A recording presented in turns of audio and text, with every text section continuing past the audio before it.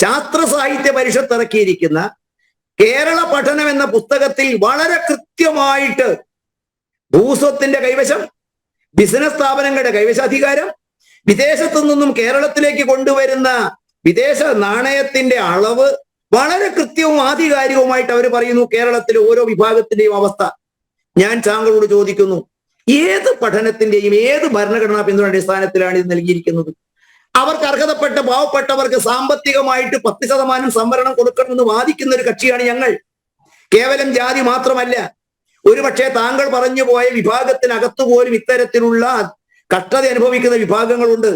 അവർക്ക് കൂടി സൗകര്യങ്ങൾ കൊടുക്കണം. മതം സമുദായം മാത്രമാവരുത്, ജാതി മാത്രമാവരുത് പരിഗണനാ വിഷയം. അതുകൊണ്ട് സാമ്പത്തിക സംവരണം കൂടി അവർക്ക് അനുവദിച്ചു കൊടുക്കണം. 10% പേർക്ക് സാമ്പത്തിക സംവരണം കൊടുക്കണം. അതിനെ എതിർക്കുന്നവരല്ലേ നിങ്ങൾ? ഇപ്പോൾ താങ്കൾ പറയുന്നു ജനറൽ കോട്ടയിൽ, സലീം പറയുന്നു ജനറൽ കോട്ടയിൽ എത്തുന്ന മുസ്ലിം കാൻഡിഡേറ്റുകളുടെ എണ്ണം കേരളത്തിൽ കുറവാണ് എന്ന്. സലീമെ, കേരളത്തിലെ വിദ്യാഭ്യാസ വകുപ്പ് ഇക്കാലം അത്രയും കൈകാര്യം ചെയ്തവരാരൊക്കെയാണ്? സ്വതന്ത്ര കേരളം ഉണ്ടായതിനു ശേഷം, സ്വതന്ത്ര കേരളമല്ല, കേരള സംസ്ഥാനം രൂപീകരിച്ചതിന് ശേഷം മാറി മാറി 5 കൊല്ലം കൂടുമ്പോൾ കേരളത്തിലെ വിദ്യാഭ്യാസ വകുപ്പ് കൈകാര്യം ചെയ്ത നിങ്ങൾ ഉൾപ്പെടെയുള്ള ആളുകൾക്ക്, അതിന് വിദ്യാഭ്യാസ മന്ത്രിമാരുടെ സമുദായമോ ജാതിയോ ഒന്നും ഞാൻ ഇവിടെ ചർച്ചയ്ക്ക് വിഷയമാക്കുന്നില്ല. കേരളത്തിലെ മുഖ്യധാരയിലേക്ക് ആ സമൂഹത്തെ കൈപിടിച്ചുയർത്തി വിദ്യാഭ്യാസ രംഗത്ത് കോമ്പീറ്റബിൾ ആയിട്ട് മത്സരാധിഷ്ഠിതമായിട്ട് സമൂഹത്തെ വളർത്തിയെടുക്കുന്നതിൽ നിങ്ങൾക്ക് കഴിഞ്ഞിട്ടില്ലെങ്കിൽ ആരെയാണ് നിങ്ങൾ പഴിക്കേണ്ടിയിരിക്കുന്നത്? അതാണോ ഇവിടുത്തെ വസ്തുതകൾ? ഇതൊക്കെ അപ്പുറത്തേക്ക് സംഘടിതമായ വോട്ട് ബാങ്കിനെ കുറിച്ച് സംസാരിക്കുന്നു. ഇനി താങ്കൾ ഒരു കാര്യം പറഞ്ഞു, വെറുപ്പിന്റെ രാഷ്ട്രീയം പറയുന്നത് ആരാണ്? ഞാൻ കൃത്യമായി ചോദിക്കട്ടെ, ഏപ്രിൽ 6-ാം തീയതി വരെ ഭാരതീയ ജനതാ പാർട്ടിയുടെ ഏതെങ്കിലും ഒരു നേതാവിന്റെ നാവിൽ നിന്ന് വർഗീയത എന്നൊരു പരാമർശമോ ഏതെങ്കിലും ജാതി തിരിച്ചുള്ള അധിക്ഷേപങ്ങളോ ഉണ്ടായിട്ടുണ്ടോ? ഏപ്രിൽ മാസം 18-ാം തീയതി നിങ്ങളുടെ ഇന്ത്യ മുന്നണിയുടെ നേതാവ് വളരെ കൃത്യമായിട്ട് ചില ആക്ഷേപങ്ങൾ ഉന്നയിച്ചു. ഞാൻ താങ്കളുടെ മുമ്പാകെ അത്തരം ചില പദപ്രയോഗങ്ങൾ മുന്നോട്ട് വെക്കട്ടെ. ഒരാൾ പറഞ്ഞു, എന്താണ് പറഞ്ഞത്? ഖുർഷിദ് ആലം ഖാന്റെ പൗത്രി മറിയം ആലം ഖാൻ ഞാൻ പരിചയപ്പെടുത്തണ്ടല്ലോ. അവർ പറഞ്ഞു വോട്ട് ജിഹാദ് നടത്തി BJPയെ തോൽപ്പിക്കണം. ഈ തെരഞ്ഞെടുപ്പിൽ ആദ്യത്തെ വർഗീയമായ പദം പ്രയോഗിച്ചത് ഖുർഷിദ് ആലം ഖാന്റെ പൗത്രി മറിയം ആലം ഖാനാണ് പറഞ്ഞത് വോട്ട് ജിഹാദ് നടത്തി BJPയെ തോൽപ്പിക്കണം.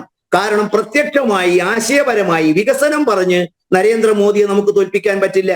രണ്ടാമത്, ഭാരതീയ ജനതാ പാർട്ടിയെ കക്ഷിയെ തോൽപ്പിക്കാൻ സാധിക്കാത്തത് കൊണ്ട് മണിശങ്കർ അയ്യർ, ഞാൻ ആരാണെന്ന് സലീമിനെ പരിചയപ്പെടുത്തണ്ടല്ലോ, ആദ്യം പോയി പാകിസ്ഥാനോട് പറഞ്ഞു നിങ്ങൾ ഞങ്ങളെ സഹായിക്കണം നരേന്ദ്രമോദിയെ തോൽപ്പിക്കാൻ. ഒരു വിദേശ രാജ്യത്ത് പോയി ഈ രാജ്യത്തുള്ള ഒരു രാഷ്ട്രീയ പാർട്ടിയെ തോൽപ്പിക്കാൻ നിങ്ങൾ സഹായിക്കണമെന്ന് പറയുന്നത് ഏത് ന്യായീകരണത്തിന്റെ പേരിലാണ് നമുക്ക് ചെയ്യാൻ സാധിക്കുക? ഈ തന്നെ പ്രഖ്യാപിച്ചപ്പോൾ അദ്ദേഹം പറഞ്ഞു, എന്താണ്? പാകിസ്ഥാനെ ഇന്ത്യ ബഹുമാനിക്കണം, ഇല്ലെങ്കിൽ പാകിസ്ഥാന്റെ കയ്യിൽ ആറ്റം ബോംബുണ്ട്, അത് പേടിക്കണം, നിങ്ങൾ അവർ പറയുന്ന അനുസരിക്കണം. കേൾക്കാൻ തയ്യാറാകുമോ? എപ്പോഴാണ് റീഡിസ്ട്രിബ്യൂഷൻ ഓഫ് വെൽത്ത്? ഞാൻ ഡേറ്റ് വേണമെങ്കിൽ പറയാം. ഇന്ത്യ നേതാവ് നരേന്ദ്രമോദി പറഞ്ഞൊരു വാക്കിനെ കുറിച്ചാണ് സലീം ഇപ്പൊ സൂചിപ്പിച്ചത്. ശരിയാണ് സലീമെ, പറഞ്ഞിട്ടുണ്ട്. ഞാൻ ചോദിക്കട്ടെ, 2000 ഏപ്രിൽ മാസം വരെ ഒരു അക്ഷരം സംസാരിക്കാതിരുന്നപ്പോൾ ഇതിനെക്കുറിച്ച് പറഞ്ഞപ്പോൾ മറ്റൊന്നുകൂടി പറഞ്ഞു, റീഡിസ്ട്രിബ്യൂഷൻ ഓഫ് വെൽത്ത്. എന്താ സലീമ ഇതിന്റെ അർത്ഥം? സമ്പത്തിന്റെ പുനർവിതരണം എന്ന് പറഞ്ഞാൽ ഈ രാജ്യത്തെ 60 കൊല്ലം ഭരിച്ച് ഇന്ത്യ രാജ്യത്തിന്റെ സാധാരണക്കാരന്റെ സമ്പത്ത് എന്താണ്? ഈ നാട്ടിലെ നമുക്കറിയാമല്ലോ, സമ്പത്ത് മുഴുവൻ വിദേശത്തേക്ക് കൊണ്ടുപോയി രാജ്യത്ത് ആയുധം വാങ്ങാൻ പോലും പണമില്ലെന്ന് പറഞ്ഞ AK ആന്റണിയുടെ ഭരണകൂടം, വിദേശ ബാങ്കുകൾ കടം തരുന്നില്ല, നമുക്ക് സാധനങ്ങൾ വാങ്ങാൻ പണമില്ലെന്ന് പറഞ്ഞ് റഫേൽ വിമാനം വാങ്ങാൻ പണമില്ലെന്ന് സാമ്പത്തികമായി തകർത്തെടുത്ത് നരേന്ദ്രമോദി ചോദിച്ചു, എന്താണ് റീഡിസ്ട്രിബ്യൂഷൻ ഓഫ് വെൽത്തിന്റെ അർത്ഥം? ഈ രാജ്യത്തെ കെട്ടുതാലി അടക്കമുള്ള, അതല്ലാതെ ഒന്നും ബാക്കിയില്ലല്ലോ. ആലങ്കാരികമായിട്ട് അതേ ഒരു പദം ചോദിച്ചു. കെട്ടുതാലി പിടിച്ചു പറിച്ച് ഈ രാജ്യത്തെ കുടിയേറ്റക്കാർക്ക്, ഈ രാജ്യത്തെ നുഴഞ്ഞുകയറ്റക്കാർക്ക് ഒരു ജാതിയുടെ പേരെങ്കിലും നരേന്ദ്രമോദി പറഞ്ഞതായിട്ട് കാണിച്ചാൽ ഞാൻ സലീമിനോട് പറയും, ഞാൻ പൊതുപ്രവർത്തനം അവസാനിപ്പിക്കും.